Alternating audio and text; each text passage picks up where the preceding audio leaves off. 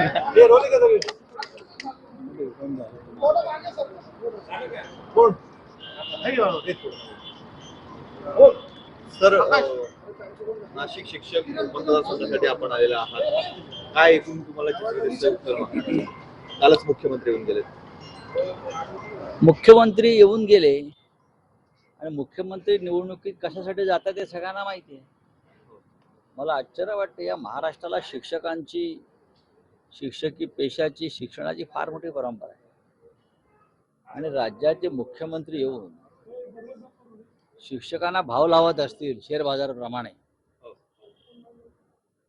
तर या परंपरेला फार मोठा तडा जाताना दिसतोय मला. शिक्षक त्यांचा प्रतिनिधी निवडतील ना.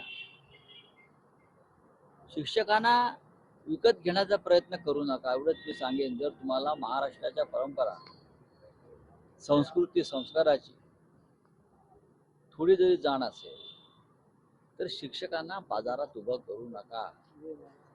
हा संशय ना, खात्री आहे. सुषमा अंधारे याने एक व्हिडिओ सुद्धा त्या संदर्भात ट्विट केला. तुम्ही या थरापर्यंत खाली पडू नका. तुम्ही कालच्या लोकसभा निवडणुकीत या नाशिकमध्येच हेलिकॉप्टरमधून 20 कोटी रुपये कसे उतरवलेत हे सगळ्यात जगाने पाहिलंय. आणि ते सुद्धा पैशाच्या बागा तुमचे अंगरक्षक कसे पेलवत होते. पण कृपा करून पदवीधर शिक्षक हा जो वर्ग आहे त्यांना तुम्ही अशा पद्धतीनं बाजारात उभं करू नका. सर, ह्याच निवडणूक प्रक्रियेवर आपण रोखोक मधनं पुन्हा एकदा आहे ना. या सगळ्याला जबाबदार या देशाचा निवडणूक आयोग आहे. उघड्या डोळ्यानं व्यभिचार आणि भ्रष्टाचार पाहत आहे, लोकशाहीची हत्या पाहत आहे, लोकशाहीचं वस्त्रहरण पाहत आहे. आणि हे सगळं रोखण्याची जबाबदारी भारताच्या निवडणूक आयोगावर आहे. पण कालच्या लोकसभेत या भारताचा निवडणूक आयोग धृतराष्ट्राप्रमाणे डोळ्याला पट्टी बांधून बसला होता आणि त्या पट्टीची गाठ मोदी आणि शहाने बांधली. हा, दिंडोरी. कोणीतरी नामसाधर्म्य असलेला व्यक्ती भगरे नावानं उभा राहतो. त्यालाच माहित नाही की मला निवडणुकीला उभं करतायत. राष्ट्रवादी काँग्रेसचे भास्कर भगरे यांची मतं खाण्यासाठी भारतीय जनता पक्षाचे लोक कोणी की बाबू भगरेला उभं करतात, त्याला पिपाणी चिन्ह देतात आणि ह्या तिसरी इयत्ता शिकलेला बाबू भगरे समोर सर अशी उपाधी लावून येते.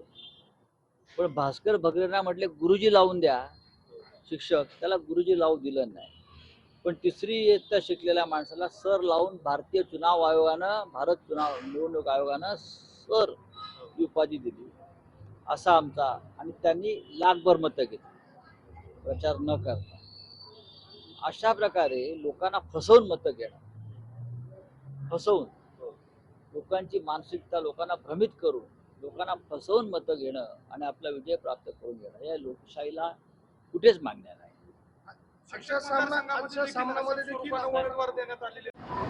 की नाम साधर्म्य असलेले उमेदवार उभे करून मतं वळवायची, लोकांना भ्रमित करायचं. मग लोकसभा असतील, पदवीधर मतदारसंघ असतील, शिक्षक मतदारसंघ असतील. आणि दुर्दैव आहे आमचं की लोक त्या चुकीच्या माणसाला मत देतात. सर, पण लोकशाहीमध्ये तर प्रत्येक जण उभा राहू शकतो. तुम्ही याच्यावर निर्बंध कसे लागू शकता? नाम साधर्म्य असणाऱ्या व्यक्तीला जर निवडणूक लढवायची असेल यातून मार्ग काढावा लागेल. यातून मार्गच काढावा लागेल. म्हणजे ज्याला मला संदीप गुळव्यांना मत द्यायचं आहे ओरिजिनल, पण माझी फसवणूक झाली आणि मी डुप्लिकेट संदीप गुळवेला मत देतोय, हा माझा मुद्दा आहे.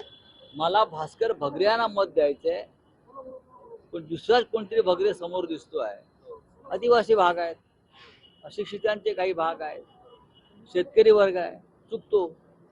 आजही या लोकसभा निवडणुकीमध्ये महाराष्ट्रात लोकांनी चुकून धनुष्यबाणाला मतदान केलं शिवसेना समोर. आम्ही जो सर्वे केला त्यानुसार काही लाख मतं ही अशा पद्धतीनं डुप्लिकेट शिवसेनेला गेली, ज्यांना उद्धव ठाकरे यांच्या नेतृत्वाखालच्या शिवसेनेला मतदान करायचं होतं. मुख्यमंत्री कालही म्हणत होते की त्यांचा स्ट्राईक रेट चांगला आहे, तुमच्यापेक्षा जास्त आहे. त्यांचा बेईमानीचा स्ट्राईक रेट महाराष्ट्रात चांगला आहे. गद्दारीचा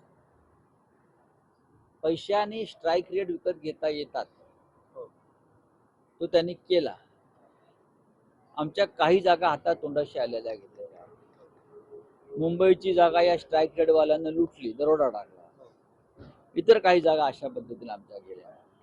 हा स्ट्राईक रेट जो आहे हा तुमचा थैल्या आणि पेट्या आणि खोक्यांचा स्ट्राईक रेट आहे.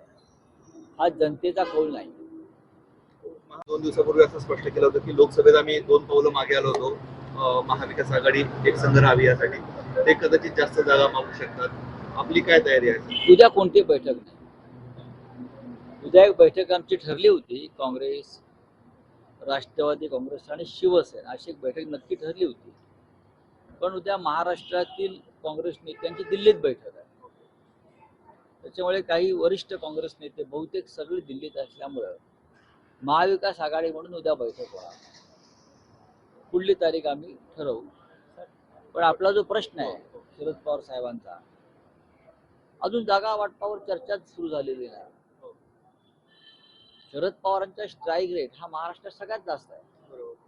ते 10 जागा लढले आणि 8 जागा ते विजयी झाले. हे खरं आहे. शिवसेना 21 जागा लढली, त्यातल्या काही जागा सांगलीच्या जागेवरती काँग्रेसने कामच केलं नाही किंवा राष्ट्रवादी काँग्रेसने कामच केलं नाही. त्याच्यामुळे आम्ही 20च जागा लढलो असं मी मानतो. त्यातली ठाणे, कल्याण, डोंबिवलीमध्ये संपूर्ण यंत्रणा आमच्या विरोधामध्ये काम करत, शासकीय प्रशासकीय. सगळ्यात जास्त टार्गेट शिवसेनेला करण्यात आलं केंद्राकडून. त्याचा फटका आम्हाला बसला. त्याच्यामुळे स्ट्राईक रेट हा विषय या निवडणुकीत कोणी ठेवू नये. आम्ही तिघे एकत्र लढलो आणि तिघांचा स्ट्राईक रेट आहे एकत्रित, असं मी मानतो. जागा वाटपाचं घेतील जास्त म्हणजे किती घेतील? महाराष्ट्रात 288 जागा आहेत. हो, तुमच्यापेक्षा जास्त. तुम्ही जेवढ्या महाराष्ट्रात 288 जागा आहेत. 289 ते घेऊ शकत नाही ना कोण. हो. आम्ही तिघे बसू, आधी बसू मग बोलू. नरेंद्र मोदी यांनी उघड्या घेऊन हे सरकार स्थापन केलेलं आहे. 110 ते 120 जागांच्या पुढे ते गेलेले असं सामन्यात आज आपण लिहिलेले. खरं आहे ते. मी तेच म्हणतोय, साधारण 100च्या वर जागा अशा आहेत ज्या भारतीय जनता पक्ष 500 ते 1500 या फरकात जिंकून आले.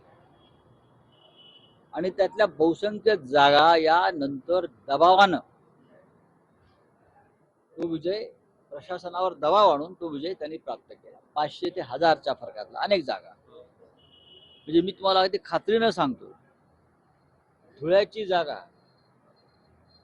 धुळ्याची लोकसभेची जागा ही घोषित करावी विजयी म्हणून, अशा प्रकारचा दबाव केंद्राकडून सतत तिकडल्या जिल्हाधिकाऱ्यावरती येत होता.